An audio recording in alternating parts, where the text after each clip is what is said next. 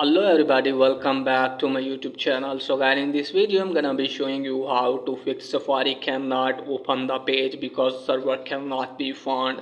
If you have entered correct URL and you are facing this type of error, then I'll show you how can you fix it. So firstly you have to make sure that if you have entered correct URL, and after that guys, just simply go back from here, just simply open setting, and if you are using Wi-Fi, go to Wi-Fi and just simply forget your network and try to rejoin it, and if possible try another one. And if you're using mobile data, go to mobile data and make sure that you have strong internet connection, and also make sure that if a Safari toggle is turned on in cellular data, and after that check whether your form has been fixed or not.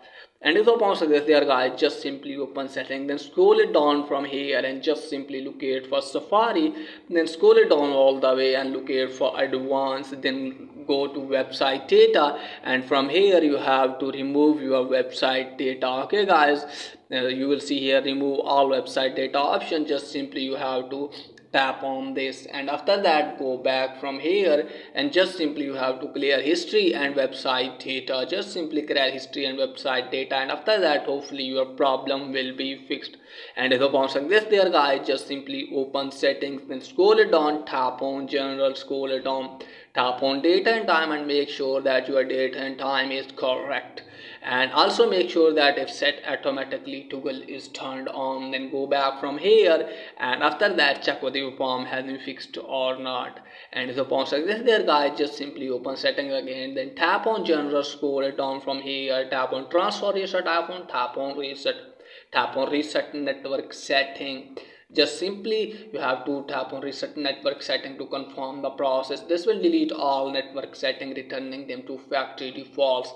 And after that you have to open setting, then scroll it down, tap on general, and after that tap on software update and make sure that you have updated your device.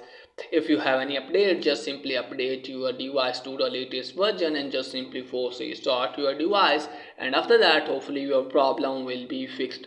So that's it guys for today's video. If the video is helpful, please like and subscribe my channel. Thanks for watching.